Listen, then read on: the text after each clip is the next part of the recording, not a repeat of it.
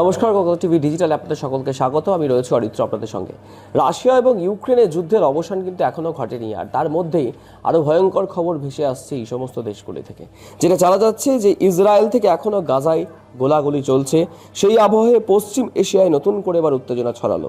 তার কারণ সিরিয়ার রকেট বর্ষণ করলো আমেরিকা। জঙ্গি সংগঠন আইএসআইএসকে নিশানা করে এই হামলা চালানো হয়েছে বলে দাবি করছে তারা। আমেরিকার দাবি যুদ্ধ নয়, প্রতিশোধ তুলতেই রকেট বর্ষণ করা হয়েছে সিরিয়ায়। সিরিয়ার আইএসআইএস এর বিরুদ্ধে এই অভিযানের নাম রাখা হয়েছে অপারেশন হক আই স্ট্রাইকস। আইএসআইকে নির্মূল করতে এই হামলা বলে জানাচ্ছে আমেরিকা। গত সপ্তাহের পালমাইরায় আমেরিকার সেনাকে লক্ষ্য করে যে হামলা হয় তাতে 3 জন মারা যান। ওই ঘটনার প্রতিশোধ নিতে এই হামলা বলে জানাচ্ছে আমেরিকা। আমেরিকার প্রেসিডেন্ট ডোনাল্ড ট্রাম্প সোশ্যাল মিডিয়ায় লিখেছেন যে সকলের জ্ঞাতার্থে ঘোষণা করছি যে যেমনটা কথা দিয়েছিলাম, খুনি জঙ্গিদের উপর গুরুতর আঘাত হানছে আমেরিকা। পেন্টাগনের প্রধান পিট হেগসেট সোশ্যাল মিডিয়ায় লিখেছেন যে সিরিয়ায় আইএসআইএস যোদ্ধাদের নিকেশ করতে, তাদের পরিকাঠামো অস্ত্রভাণ্ডার গুড়িয়ে দিতে আমেরিকা বাহিনী অপারেশন হকআই স্ট্রাইকের সূচনা করেছে। গত 13 ডিসেম্বর যে ঘটনা ঘটানো হয় তার পাল্টা আঘাত হলো। এটা কোনো যুদ্ধের সূচনা নয়, প্রতিশোধের ঘোষণা।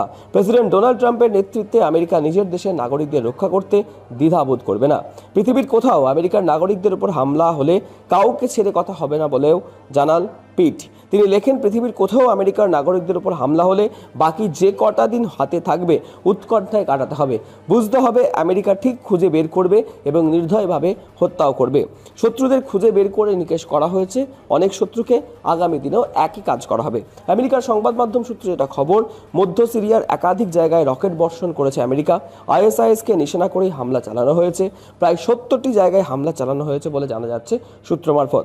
এবং গত সপ্তাহান্তে মধ্য সিরিয়ার পালমাইরায় আমেরিকা ও সিরিয়ার যৌথ বাহিনীর কনভয় লক্ষ্য করে হামলা চালানো হয়, যাতে আমেরিকার 2 সৈনিক এবং আমেরিকার সেনায় অনুবাদক হিসেবে কর্মরত একজন স্থানীয় নাগরিকও মারা যায়। পরে হামলাকারীকে গুলি করে মারা হয়েছিল। ওই হামলায় আমেরিকার 3 সৈনিক আহত হন। আমেরিকার নিহত 2 সৈনিক আইওয়ার হক আই স্টেটের বাসিন্দা বলেও জানা যাচ্ছে। সেই মর্মেই নামকরণ করা হয়েছে এই অভিযানের। চলতি বছরের শুরুতেই আইওয়া থেকে পশ্চিম এশিয়ায় প্রায় 1800 সেনা মোতায়েন করে আমেরিকা সরকার। আইএসআইএসকে নিশানা করে আমেরিকার F-15 ইগল যুদ্ধবিমান থেকে রকেট ছোড়া হয়েছে।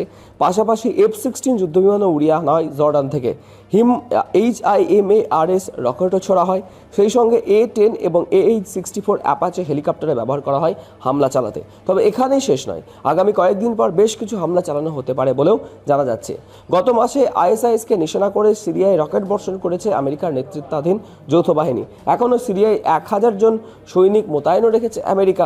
এবং গত সপ্তাহে যে হামলা হয়েছে তাতে হামলাকারী ব্যক্তি সিরিয়ার নিরাপত্তা বাহিনীরই সদস্য বলে জানা যাচ্ছে, কিন্তু আইএসআইএস পন্থী বলে জানায় সিরিয়ার অভ্যন্তরীণ মন্ত্রক। অতএব সব মিলিয়ে কিন্তু এই রাশিয়া এবং ইউক্রেনের যে যুদ্ধ, সেই যুদ্ধের মাঝে কিন্তু আমেরিকার সাথে সিরিয়ার যে সম্পর্ক, সেই সম্পর্কও কিন্তু তলানিতে ঠেকেছে বলেই মনে করছে যারা রাষ্ট্রবিদ। এবং একই সাথে অপারেশন হক আই স্ট্রাইকও শুরু করেছে আমেরিকা।